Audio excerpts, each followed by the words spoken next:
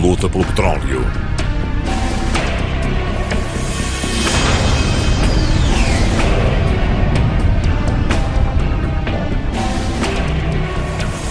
Episódio 1.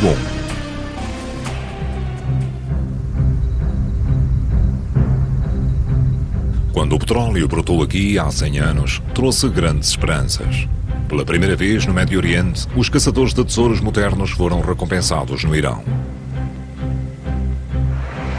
Hoje em dia, uma estrada movimentada liga a costa do Golfo a Masjed Soleiman, uma pequena cidade mercantil que se encontra no centro de enormes campos de petróleo, desde a antiguidade que o petróleo e o gás jorraram aqui na superfície da Terra. Em 1902, os vestígios do ouro negro, no Vale, atraíram os investidores de petróleo ingleses até à cadeia de montanhas de Karst, remota e estéril. Mulas e camelos tinham de transportar as ferramentas e os materiais da construção desde a costa até ao coração da província do Cuzistão. Nem um calor sufocante, a falta de água ou a hostilidade dos nómadas locais desencorajou os pioneiros do petróleo. O chefe da expedição inglesa era o duro e lendário escocês, o engenheiro George Reynolds. As primeiras plataformas petrolíferas construídas através de meios primitivos apenas geraram desapontamentos. Durante anos não foi encontrado qualquer poço de petróleo rentável. Em Londres, os financiadores tornaram-se lentamente impacientes. Estavam a começar a ficar sem dinheiro. E mais que todos, William Knox D'Arcy, um especulador e aventureiro que tinha feito fortuna com as minas de ouro na Austrália. Quando o Shah Muzaffar al-Din lhe ofereceu uma concessão de ouro negro na Pérsia, ele agarrou a oportunidade. O Shah necessitava desesperadamente de dinheiro e em 1901 vendeu a concessão de petróleo ao inglês por 40.000 libras. Ele gastou enormes quantias monetárias nas suas extensas viagens de luxo pela Europa. Londres estava preocupada. Considerava-se que a região do Médio Oriente fazia parte da esfera britânica de interesses, de onde se poderia assegurar o acesso à rota para a Índia. O governo britânico pediu aos escoceses da Scottish Burma Oil que ajudassem D'Arcy.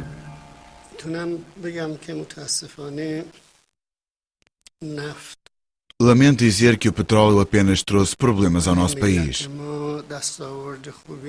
O contrato de petróleo entre a Pérsia e a Grã-Bretanha, ou melhor, uma empresa britânica, em 1901, foi assinado numa época na qual dois grandes poderes imperiais governavam o nosso país. Podemos dizer que, na altura, quase todos os grandes setores económicos do país estavam sob o controle da Grã-Bretanha ou da Rússia.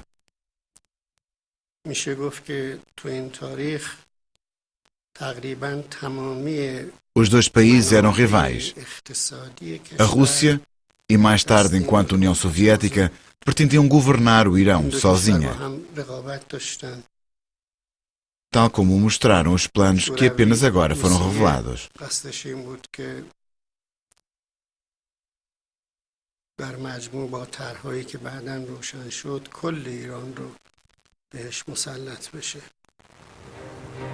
Os poderes políticos também desempenharam um papel na procura pelo petróleo. Aos olhos dos britânicos, a Rússia, que tinha já ocupado o norte da Pérsia, tinha de ser contida e o seu avanço até o Oceano Índico evitado. No 7º ano das perfurações de teste, Reynolds e os seus homens continuavam a lutar contra o calor insuportável e os perigos da engenharia. Por outro lado, os financiadores D'Arcy e a Burma Oil estavam falidos. Numa carta datada de 14 de maio de 1908, foi pedido a Reynolds que terminasse as operações. A entrega da carta, no entanto, demorou semanas.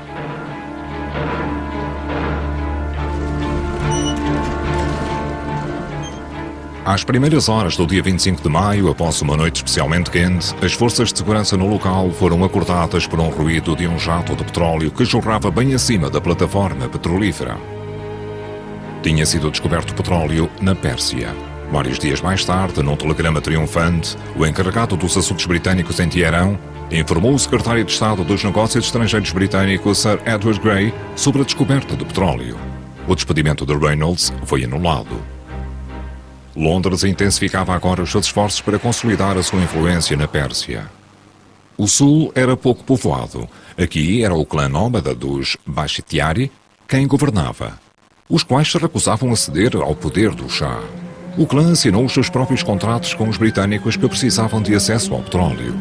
Desde 1907, Londres estava em posição para fechar um contrato com Moscovo sobre a divisão da Pérsia em esferas de interesse. A britânica a sul, a russa a norte e um tampão neutro no meio. Muitos habitantes das províncias do sul ainda se identificam como sendo Bakhtiari e alguns ainda vivem como nómadas, sobrevivendo com o pouco que sempre tiveram, os seus rebanhos de ovelhas. Até colocam as suas tendas perto dos campos de petróleo, tal como aqui em Masyed Suleiman.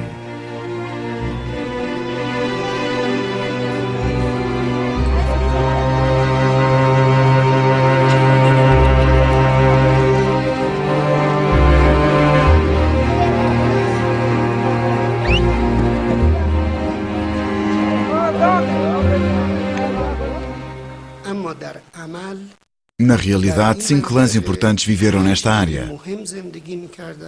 Todos estavam sob o controle dos britânicos e os campos de petróleo também eram desta região. A Grã-Bretanha estava convencida que este território também lhes pertencia, já que os governantes locais faziam negócios com eles.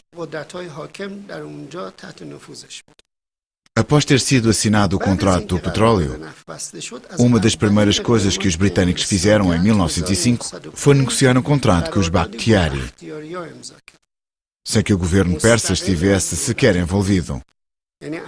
A partir de agora, a empresa petrolífera era um governo independente dentro da Pérsia.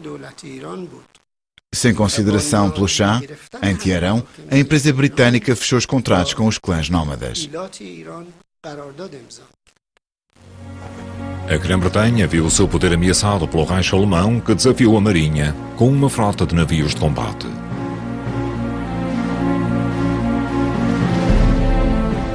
Winston Churchill, na altura primeiro Lorde do Almirantado, insistiu que os couraçados ingleses fossem convertidos, passando da combustão em carvão para o petróleo.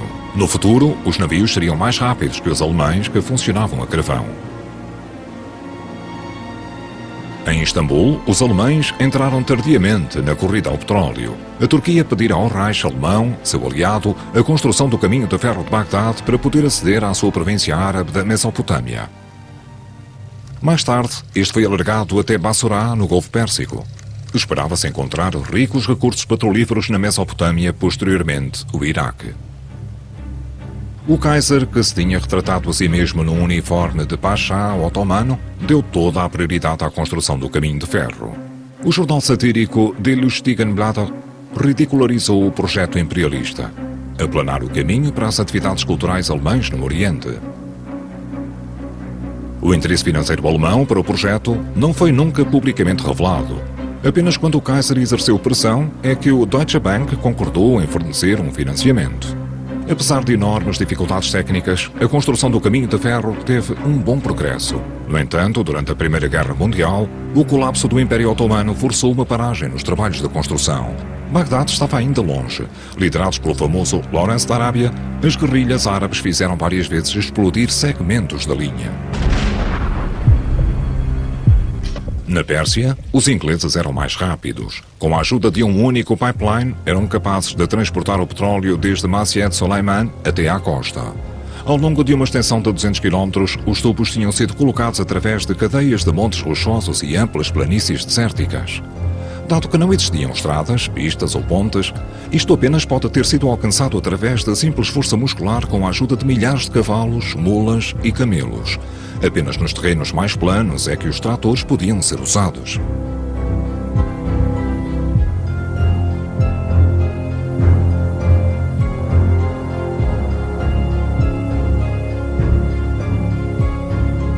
No verão de 1912, após ano e meio, o pipeline chegou a Abadan, onde o primeiro porto de carga e a primeira refinaria do Golfo Pérsico foram construídas. O petróleo poderia agora conquistar o mundo, mesmo a tempo de desempenhar um papel principal na Primeira Guerra Mundial. O petróleo era o sangue da vitória. Primeiro no mar, onde a frota impulsionada a carvão dos alemães era inferior à frota britânica. A mecanização avançou a uma velocidade espantosa, o mesmo acontecendo na terra e no ar. No meio da guerra, os britânicos inventaram o tanque que viria a ser decisivo para a guerra de trincheiras na frente ocidental. Em ambos os lados, dezenas de milhares de caminhões e milhares de aeroplanos foram construídos durante os anos de guerra. O Reich alemão, que apenas recebia quantidades limitadas de petróleo da Roménia, entrou em colapso devido a uma falta de petróleo.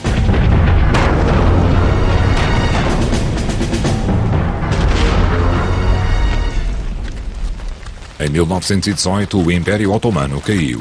Os britânicos, juntamente com os seus aliados árabes, expulsaram os turcos da Mesopotâmia. A guerra tinha confirmado o ponto de vista de Churchill. Sem petróleo, uma grande nação não podia sobreviver. A seu pedido, o Estado britânico, através de uma lei do Parlamento, reforçou a sua participação no Anglo-Persian Oil Company. Após a guerra, o consumo de gasolina e de petróleo multiplicou-se. Na linha de montagem, Henry Ford construiu o seu Thin Lizzy, o primeiro carro do povo. Tinha começado a era do automóvel. Agora, os britânicos estavam determinados em colocar também os campos de petróleo da Mesopotâmia sob o seu controle. A França perseguia o mesmo objetivo na parte da Mesopotâmia que tinha conquistado. Em Londres, o primeiro-ministro Clemenceau encontrou-se com seu homólogo Lloyd George para discutirem os seus interesses respectivos. Ambos aspiravam a um mandato na Liga das Nações em Genebra, em relação às duas partes na antiga província turca na Síria e no Iraque. Já que ambos tinham tido uma presença militar na região, a Liga das Nações concordou. Foi o início da segunda parte do imperialismo petrolífero europeu. Os britânicos destacaram uma mulher excepcional, Gertrude Bell, para executar a missão da Liga das Nações de construir um Estado soberano no Iraque durante o tempo do mandato. Uma especialista do Oriente por paixão que falava um árabe perfeito, esteve presente em todas as conversações de alto nível, participando também nas discussões sobre assuntos de fronteiras com o rei saudita Ibn Saud. Numa conferência no Cairo, convenceu o novo secretário de Estado britânico para as colónias de Churchill a abandonar o governo direto de Bagdad e em concordar com o estabelecimento de uma monarquia. A Khatun, a senhora, tinha a confiança dos cheques, já que sabia, melhor do que eles, onde se encontravam as fronteiras dos seus territórios de clã. Num tom modesto, escreveu à sua mãe a 4 de dezembro de 1921. De um modo ou de outro, acho que consegui estabelecer uma fronteira razoável. O mercador de petróleo arménio Carlos Gulbenkian ajudou os britânicos a consolidarem o seu império petrolífero. Conhecido como o incrivelmente rico Sr. 5%, era um dos sócios da Turkish Oil Company, na qual o Deutsche Bank também detinha uma percentagem de 25% desde antes da guerra. Mas os predadores alemães tinham sido agora expulsos. A Anglo-Persian Oil Company, que desde 1914 também detinha uma cota na Turkish Oil Company, estava agora no comando. Ela aceitou os franceses como herdeiros dos interesses alemães, mas nenhuma empresa petrolífera americana. Washington estava em luta contra o monopólio britânico e exigiu a sua própria concessão para a Standard Oil como alternativa. Devido à pressão britânica, Bagdad negou este pedido. Alan Dulles, o representante do Próximo Oriente no Departamento de Estado, era na altura um partidário particularmente persuasivo da política de porta aberta. No final, Londres cedeu a favor da Standard Oil e do seu implacável presidente Teagle. Precisava de fundos americanos para o desenvolvimento dos campos de petróleo iraquianos. A Standard Oil assumiu a liderança do consórcio americano, que recebeu uma participação de quase 24%. A recém-fundada Iraq Oil Company era composta por 5 sócios. As negociações apenas ficaram completas alguns dias antes de o petróleo começar a jorrar do primeiro poço de petróleo em Baba Gurgur, perto de Kirkuk, uma área habitada principalmente por curdos. Em troca do seu papel como mediador, Gulbenkian foi recompensado com 5% da parceria. Como o senhor 5%, tornou-se um dos homens mais ricos do seu tempo. Gulbenkian desenhou então a linha vermelha num grande mapa do Médio Oriente, junto às fronteiras do derrubado Império Turco, a qual obrigava todos os associados a não efetuarem prospeções sozinhos na região, sem informarem os outros. Em resultado, a Arábia Saudita foi declarada como estando dentro da esfera de interesses da Grã-Bretanha. Os interesses britânicos no Iraque eram agora administrados pelo rei Faisal I, que após a sua coroação foi recebido pelo rei Jorge VI em Londres. Como muçulmano sunita e membro da dinastia Hashemita, a qual tinha sido expulsa da Arábia Saudita, Faisal era detestado por muitos iraquianos, especialmente pelos xiitas. Era encarado como um fantoche dos imperialistas do petróleo ingleses, que apenas conseguia governar com a sua ajuda militar. Quando Gertrude Bell chegou àquele país, existiam estruturas com as quais ninguém sabia viver, a não ser através delas. As pessoas lutavam entre elas enquanto membros de tribos. Não eram membros de um Estado. A sua lealdade não era para com um Estado nem para com uma cidade. Era para com uma tribo e essa tribo mudar-se-ia. Essa tribo tinha relações com outras tribos e assim sucessivamente. Mas esse tipo de relações sociais já desapareceu há muito. Perto de Bagdad, os britânicos geriam a base aérea de Abania, que os insurgentes iraquianos, com a ajuda dos Messerschmitts alemães, se tinham atrevido a atacar em 1941. Os aviões alemães vieram da Síria, na altura ainda uma colónia da derrotada França. Os britânicos lidaram com os ataques e com os aviões de guerra alemães sem esforço. Durante o resto da guerra, as tropas britânicas permaneceram como forças de ocupação no Iraque.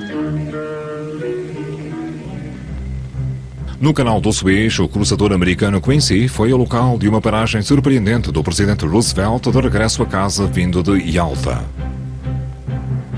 Ele encontrou-se com o rei da Arábia Saudita, Ibn Saud, que chegou ao Quincy com um grande acompanhamento. Em fevereiro de 1945, na Conferência de Yalta, tinha sido discutida a ordem do pós-guerra. Mas Roosevelt tinha outras coisas em mente. Ele queria também uma nova ordem petrolífera. Roosevelt tinha escolhido o rei para desempenhar um papel especial na luta pelo petróleo. Neste esquema, o aliado próximo de Churchill desempenhava apenas um pequeno papel. Desagradado, fez uma visita formal ao Quincy. Durante a guerra, a América tinha, através de acordos de empréstimo e aluguer, não só fornecido 90% do petróleo aliado e das suas necessidades em gasolina, como tinha também entregue grandes quantidades de material de guerra. Como resultado, os cidadãos americanos tinham tido de suportar o racionamento da gasolina.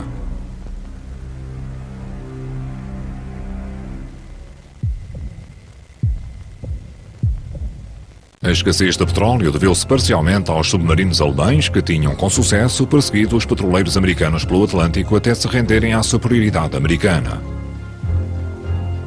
Já em 1943, Washington estava preocupado com o esgotamento dos seus recursos petrolíferos e olhava para a Arábia Saudita, cujos campos de petróleo mal tinham sido tocados durante a guerra. Everett Lee de Gollier, que, como descobridor dos campos de petróleo mexicanos, se tornara no explorador de petróleo e geólogo americano mais famoso, foi enviado para a Arábia Saudita em 1943 para obter para si mesmo uma ideia da riqueza em petróleo do país. Ele fez um filme sobre as suas viagens. Excertos desse filme são mostrados pela primeira vez em público aqui. As suas descobertas, relatadas a Washington apenas alguns meses depois, foram sensacionais.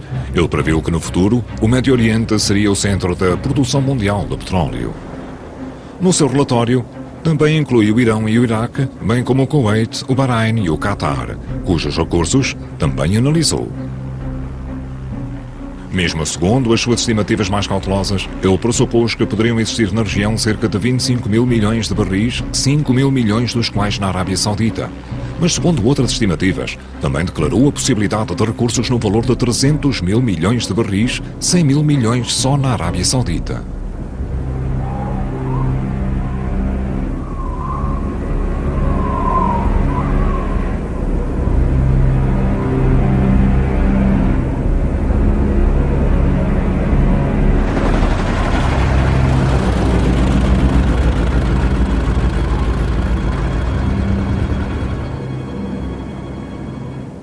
Após encontros com os habitantes locais, pobres e extremamente religiosos, reconheceu com grande capacidade de previsão o impacto social e político que uma expansão do petróleo na região teria sobre as pessoas. Ele recomendou que os deixassem participar tanto quanto possível.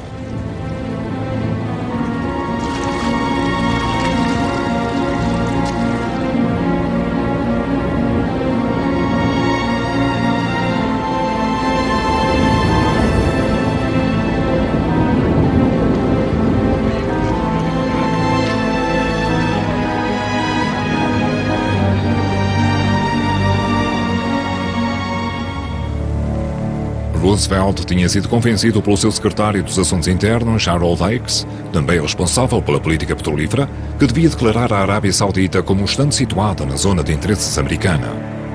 Ele disse ao embaixador britânico em Washington: "O petróleo persa é todo vosso. O petróleo do Iraque e do Kuwait será partilhado por nós.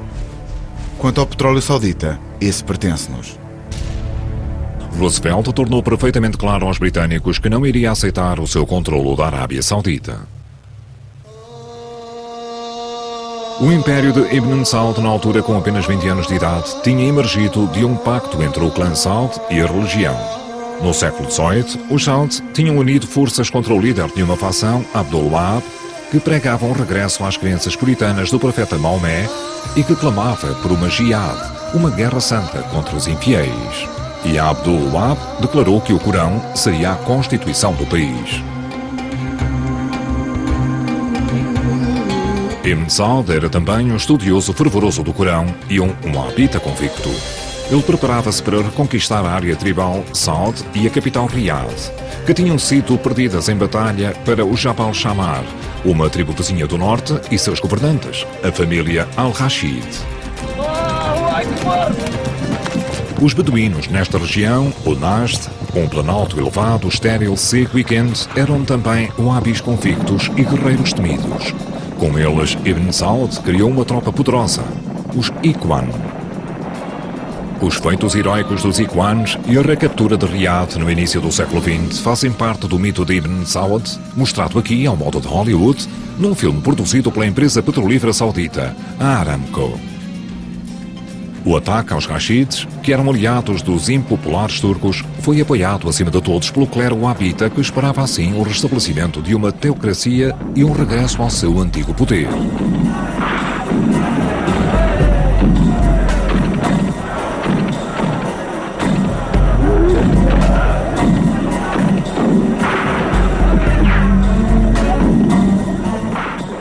Ibn Saud ainda tinha um outro antagonista, o governante hashemita Hussein bin Ali, que, como procônsul dos turcos, administrava os locais sagrados do Islão, Meca e Medina. Em 1918, após a queda do sultão, Ibn Saud atacou. As suas tropas, Ikhwan, provocaram massacres de tal modo atrozes que Meca se rendeu sem luta e Medina caiu após um cerco cruel.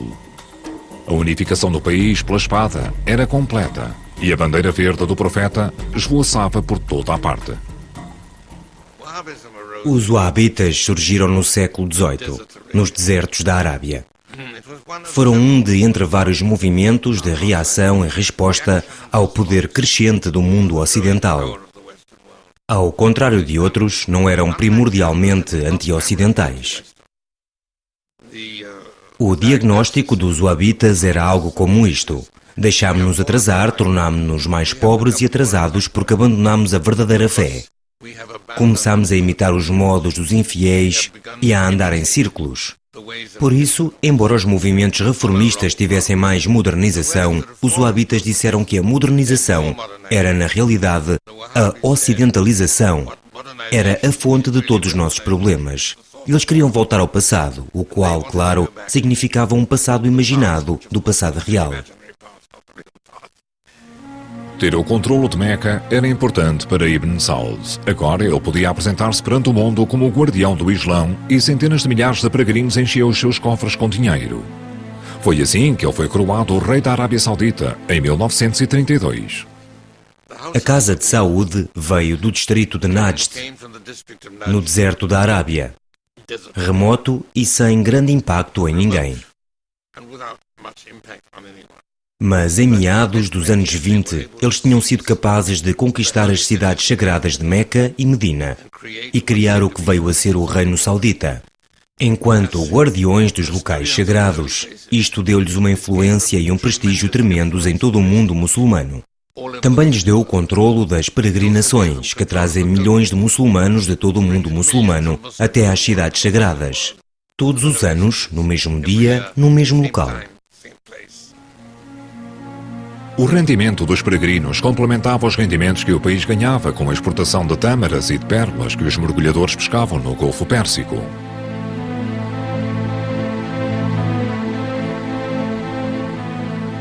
Mas após a invenção das pérolas de cultura, o preço das pérolas caiu subitamente e, devido à crise económica, o Hajj, a peregrinação anual, ficou reduzida a um fio.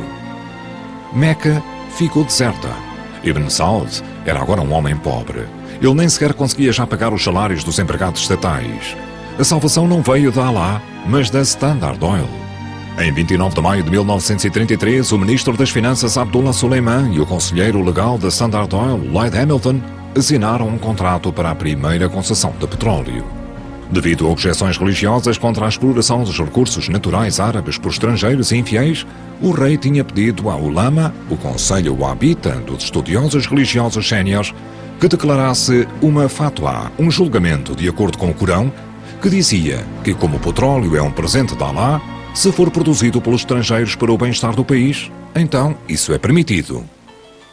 Alguns anos mais tarde, o presente começou a jorrar. Em abril de 1939, Ibn Saud, conduzindo uma procissão de 400 carros, atravessou o deserto desde Riad até Dharan. Em Dharan, na costa leste, apenas a alguns quilómetros dos campos de petróleo, foram construídos um depósito de tanques de petróleo e um pipeline ligados diretamente ao porto de carga, em Arrastonara.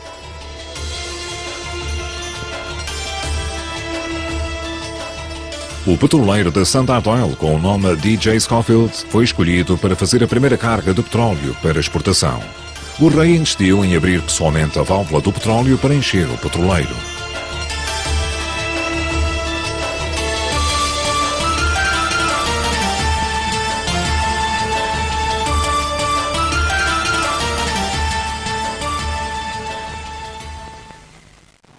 Atualmente, existe um marco comemorativo, simples, com a inscrição Poço da Prosperidade, lembrando-nos do Poço número 7, do qual jorrou o primeiro petróleo.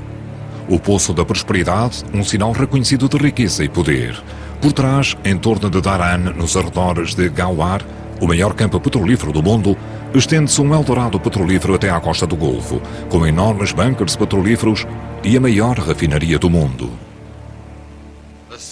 O fluxo súbito de dinheiro para além de qualquer cobiça imaginada. E então, de repente, temos esta combinação de monarquia, posse das cidades sagradas, controle da peregrinação e dinheiro ilimitado, tudo à disposição dos wahhabitas. Isto tornou o wahhabismo numa força mundial. Deu ao wahhabismo um impacto tremendo onde quer que existam muçulmanos. E transformou numa força mundial algo que teria apenas sido uma facção extremista, um país marginal.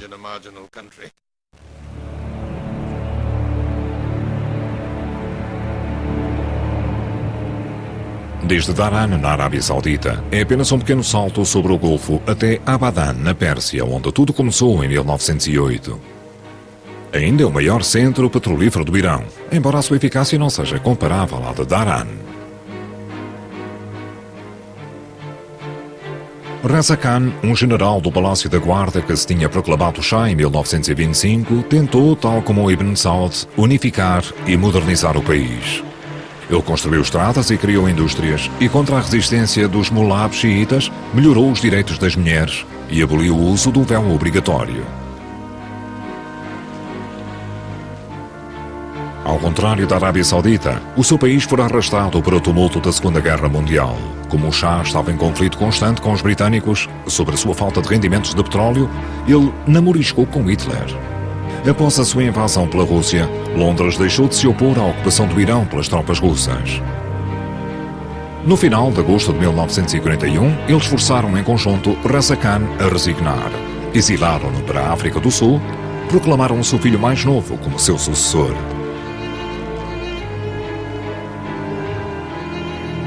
No Parlamento, que existia formalmente desde 1906, o jovem Shah fez o juramento do cargo e foi confinado sem quaisquer poderes aos seus palácios, enquanto as forças de ocupação restringiam a sua liberdade de ação.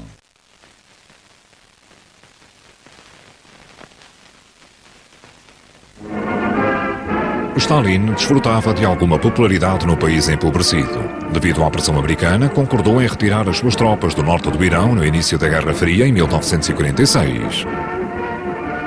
Em Teherão, a população deu-lhes as despedidas de modo amigável.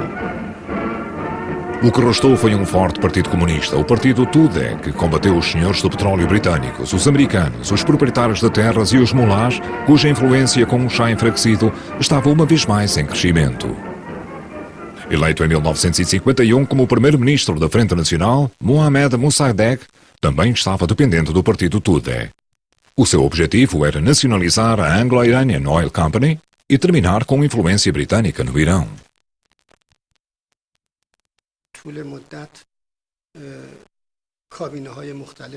Durante esta altura, as empresas de petróleo controlavam vários ministérios e tinham mesmo influência na corte do Shah.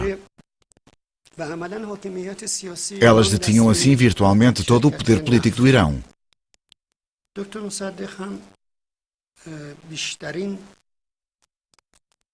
O Dr. Mossadegh lutou fortemente pela independência do seu país.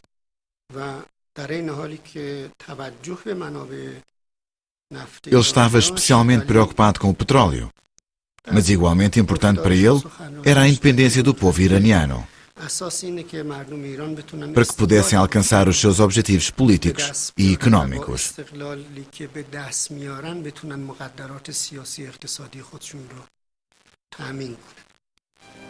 Oil again poses a threat to peace, and the Middle East again becomes a trouble spot. Logo após a nacionalização, que foi também relutantemente assinada pelo Shah, o ódio explodiu contra os anglo-iranianos e contra os britânicos, o que se transformou em manifestações loucas e de júbilo, especialmente em Abadan e Teherão. A bandeira iraniana foi içada sobre os edifícios que pertenciam aos ingleses. In Abadan's 125 degrees of heat, the international situation is explosive. Mossadegh, um proprietário de terras educado no Ocidente, mas também um nacionalista fervoroso, era agora popular. Mossadegh cumprimenta o Shah após uma estadia num hospital. Ele apenas sugere uma vénia e o aperto de mão de ambas as partes é frio.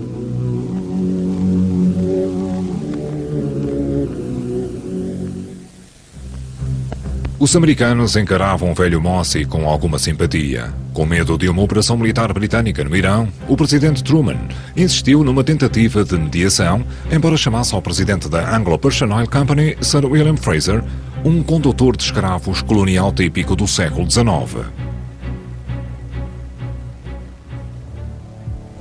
O ódio aos ingleses levou a mais manifestações, especialmente em Abadan. A tensão escalava. O embaixador americano entregou uma carta do presidente Truman a Mossadegh em que anunciava a chegada de um emissário especial, Avril Harriman. Mossadegh, tal como tantas vezes antes, recebeu esse visitante em pijama e deitado na cama, alegadamente devido à sua tendência para episódios de tonturas.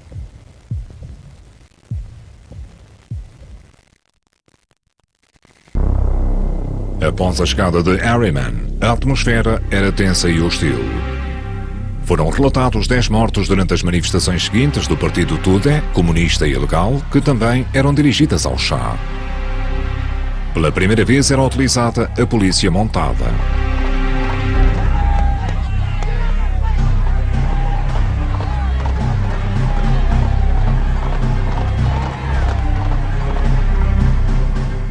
Após semanas de negociações, Harriman desistiu. Mossadegh não pedia participações maiores nos rendimentos do petróleo da Anglo-Persian Company, mas por temer perder o poder, insistia na nacionalização.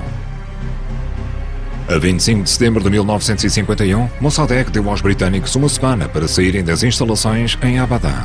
Consequentemente, os britânicos encerraram todo o fornecimento do petróleo e ameaçaram os petroleiros estrangeiros com ações legais caso tentassem transportar o petróleo roubado.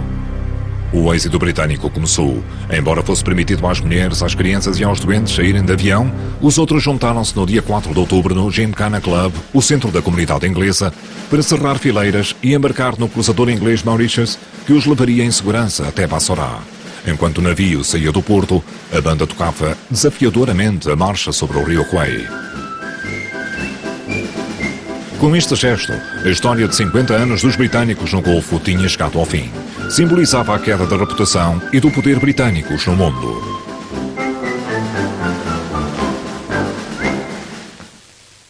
Mas Mossadegh não estava em posição de celebrar o seu sucesso.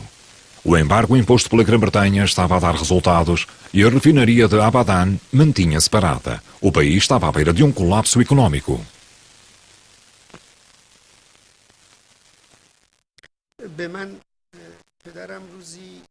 Todos os dias, o meu pai dava-me um real persa como mesada.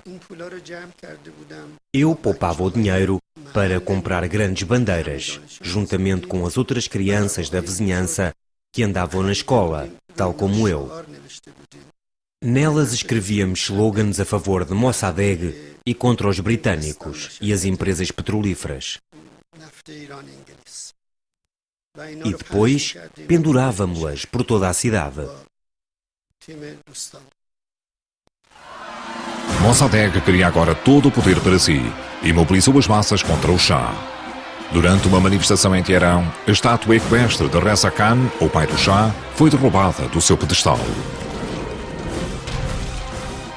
O velho Mossi tinha sabido dos planos do Shah para o derrubar e estava agora a trabalhar na sua expulsão. A situação tornou-se ameaçadora para o Shah e a sua imperatriz. Eles decidiram deixar temporariamente o país e ficar no Hotel Excelsior, em Roma. Entretanto, o diplomata soviético Zilin, que em 1948 em Praga tinha ajudado os comunistas a chegar ao poder, tinha sido nomeado embaixador em Teherão, e Mossadegh dependia ainda mais do partido Tudeh. O novo presidente americano Eisenhower e o seu secretário de Estado Dulles viam já todo o Médio Oriente a cair sob a influência soviética. Havia apenas uma única solução. Mossadegh tinha de ser derrubado. Foi atribuída ao chefe da CIA, Alan Dulles, e irmão secretário de Estado, a Operação Ajax, com a qual Londres tinha concordado. Mossadegh deveria ser substituído por um general leal ao Shah. Os ventos mudaram no espaço de alguns dias. Agora as massas manifestavam-se pelo Shah, espicaçadas pelo exército que ocupou o palácio de Mossadegh.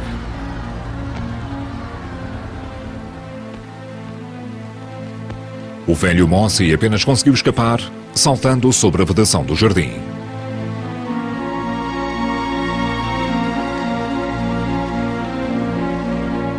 Tal como planeado, o general Zaedi, chefe do exército e leal ao Shah, assumiu o comando e distribuiu cópias da carta de renúncia de Mossadegh aos jornalistas.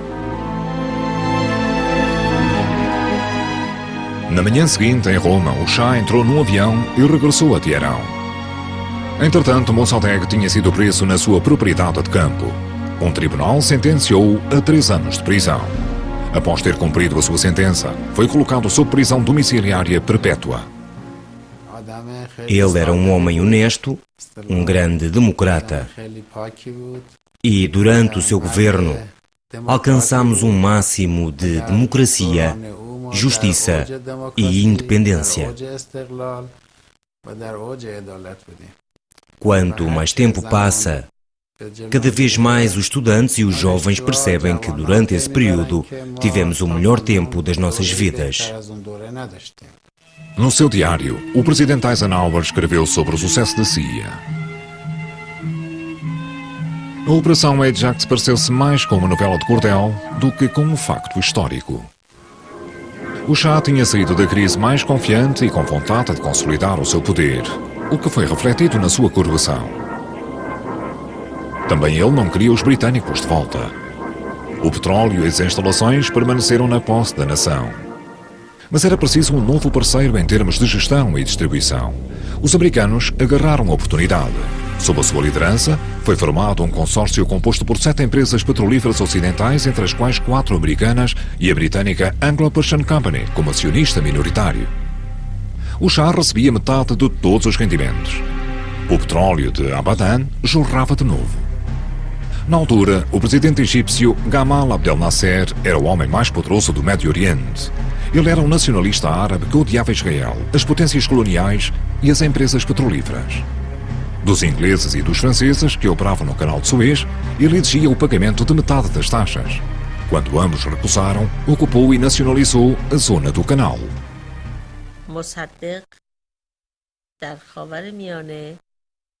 Mossadegh exerceu grande influência no Médio Oriente e, entre outros, sobre Abdul Nasser.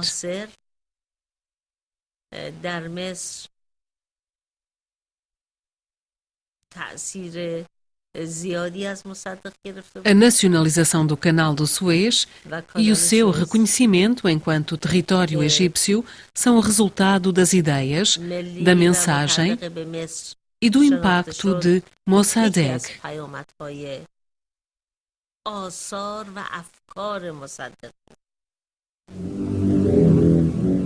Os britânicos e os franceses planearam uma intervenção militar. Para evitar isto, Nasser bloqueou o canal, afundando navios cheios com pedras e cimento. De acordo com uma estratégia de guerra conjunta, tropas israelitas avançaram inicialmente através da península do Sinai até ao canal do Suez. Londres e Paris emitiram um ultimato, pedindo a Nasser que suspendesse todas as hostilidades.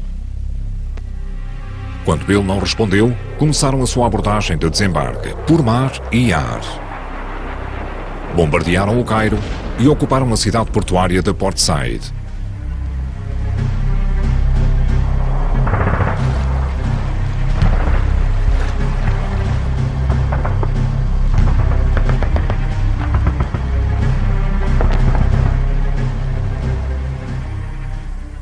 Para o primeiro-ministro inglês Anthony Eden, Nasser era um segundo Hitler, que tinha de ser enfrentado com toda a força. Ele seguia o padrão de Hitler, até mesmo em termos de campos de concentração e da divulgação do Mein Kampf entre os seus oficiais. Ele compreendeu a utilização do padrão de propaganda de Goebbels em todas as suas mentiras implacáveis. Entretanto, os árabes e os sauditas pararam com os fornecimentos de petróleo. Na Europa, o petróleo começou a escassear e os britânicos, que desde a queda do seu império estavam praticamente falidos, ficaram sem dinheiro. Para além disso, a aventura inglesa e francesa no canal do Suez aconteceu ao mesmo tempo da supressão brutal dos protestos na Hungria pelos tanques soviéticos.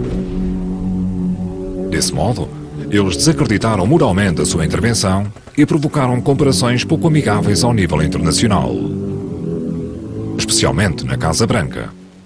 The United States was not consulted in any way about any phase of these actions, nor were we informed of them in advance. In the circumstances I have described, there will be no United States involvement in these present hostilities. It is our hope and intent that this matter will be brought before the United Nations General Assembly. Após o presidente Eisenhower ter recusado fornecer petróleo e dinheiro a Paris e Londres, os ingleses e os franceses não tiveram outra opção que não a de retirar imediatamente e deixar a reabertura do canal do Suez para os capacetes azuis das Nações Unidas, tal como indicado por Eisenhower.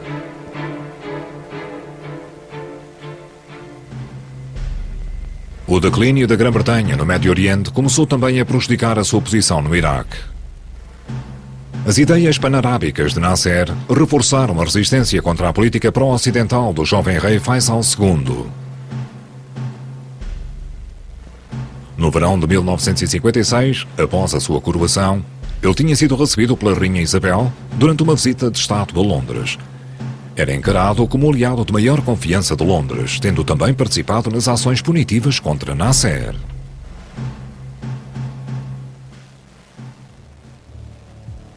Influenciados por Nasser, os oficiais livres do Egito, inicialmente uma sociedade secreta dentro do exército, ganhavam cada vez mais influência junto das massas nacionalistas. Em julho de 1958, 2 anos após a visita de Faisal a Londres, a monarquia foi derrubada e o rei foi cruelmente assassinado. Tropas saqueadoras destruíram o palácio e mataram também o seu filho. Pouco depois, assassinaram o primeiro-ministro pró-ocidental, Nouri al-Said. Chocados, os membros da colónia inglesa deixaram Bagdade. Alguns tinham testemunhado as atrocidades bárbaras.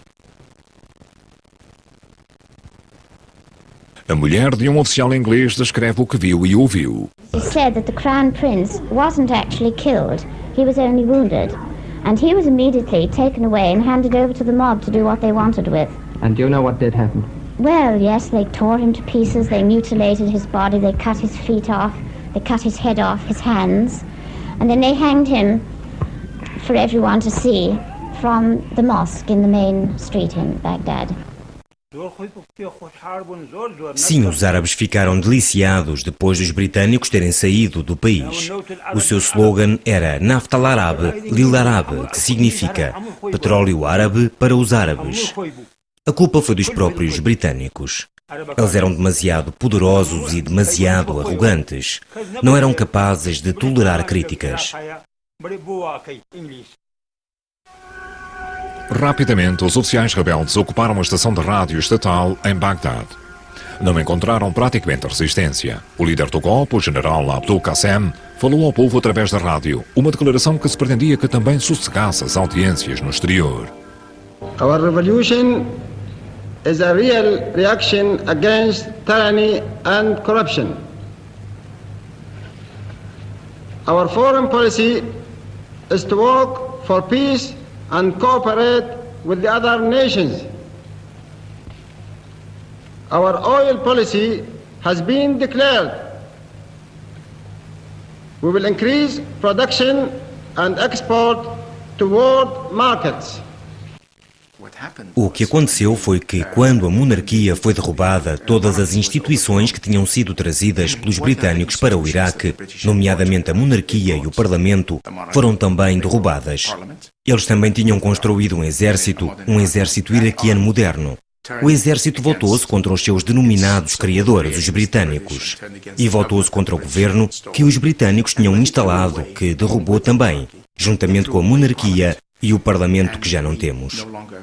Perdemos a experiência parlamentar iraquiana, a qual terminou em 1958. Uma das preocupações do general Qassem era a Iraq Oil Company, que começou a nacionalizar, mas ele queria acesso a mais petróleo. Em junho de 1961, ameaçou anexar o Kuwait. Os desfiles militares tinham como intenção ilustrar a sua determinação. O Kuwait nunca fizera parte do Iraque. Durante décadas, tinha sido um protetorado britânico que tinha acabado de se tornar independente. No entanto, enquanto potência protetora, Londres sentiu-se compelida a manter os seus compromissos de segurança e aumentou a sua presença militar, o que deteve Qassem. Mesmo embora a maioria das nações árabes não tivesse qualquer poder militar significativo, eles asseguraram o seu apoio ao governante kuwaitiano Al-Sabah.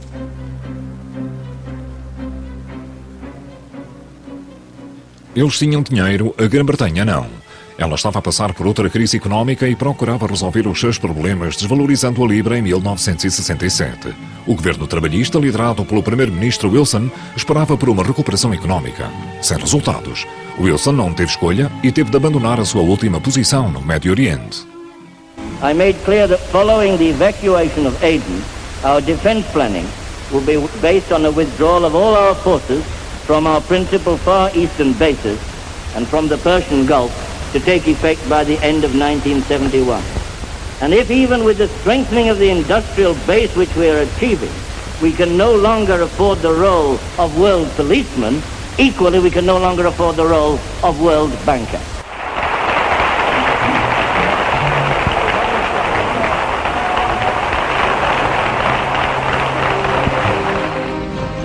Apenas 6.000 unidades de pessoal de terra e alguns esquadrões foram deixados no Golfo. Despesas? 12 milhões de libras anuais. Demasiado para o que restava do Império. Uma oferta dos Emirados Árabes Unidos para subsidiar os custos foi rejeitada por Londres. Os seus soldados não eram mercenários. No Irão, o Shah já estava à espera para preencher o vazio de poder. Washington apoiava-o. 58% das reservas mundiais de petróleo encontravam-se na região.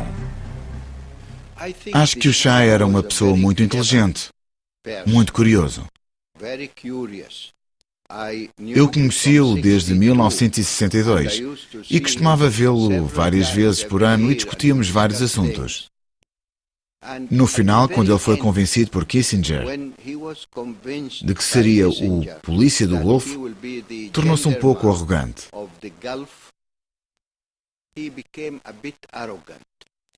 E continuou. A Arábia Saudita opunha-se a uma subida acentuada do preço do petróleo. Mas ele estava convencido de que, com a subida acentuada do preço do petróleo, teria dinheiro suficiente para comprar armas. O Shah adorava apresentar desfiles militares para demonstrar o poder do seu exército e para mostrar as suas armas. Era um dos melhores clientes da indústria americana de armamento. Em Teherão, o presidente Nixon e o secretário de Estado Kissinger prometeram ao Shah extensos fornecimentos de armas, embora soubessem que ele tinha construído um regime despótico. Para esses países, a descoberta de petróleo no Médio Oriente não tem sido uma bênção, mas sim uma maldição. Existe um provérbio frequentemente repetido nos Estados Unidos: não há impostos sem representação. O que significa que, para existirem impostos, temos de permitir algum tipo de assembleia eleita para se obter a cooperação das pessoas quando impomos e cobramos impostos. Não há impostos nem representação. Infelizmente, os países produtores de petróleo do Médio Oriente demonstraram que o inverso também é verdadeiro. Não há representação sem impostos. E como estes governos têm bastante dinheiro do petróleo, eles não precisam de cobrar impostos do povo e, consequentemente, não têm de se preocupar com a boa vontade do seu povo. Podem tratá-los mal, suprimi-los e brutalizá-los como desejarem. Não precisam de apoio popular. Não têm, assim, necessidade de assembleias populares, seja de que tipo for. E a este respeito, eu diria que a descoberta de petróleo e a exploração comercial do petróleo tem sido um desastre para a região no seu todo e tem reforçado grandemente o poder do governo, seja qual for o tipo de governo. Foi uma das maiores festas da história. Em outubro de 1971, o Shah enviou convites para as celebrações na antiga cidade de Persépolis, que marcavam a fundação do primeiro Império Persa por Ciro o Grande, 2500 anos antes. Foram convidados reis, presidentes e chefes de Estado de 69 países. O banquete de celebração foi fornecido pelo Maxims de Paris. A festa, no seu total, custou 200 milhões de dólares. O espetáculo incluía um desfile de carros alegóricos com figuras históricas vestidas com fatos desde o tempo das grandes dinastias persas até ao tempo do pai do Shah. No túmulo presumível de Ciro, o Shah apresentou um juramento teatral.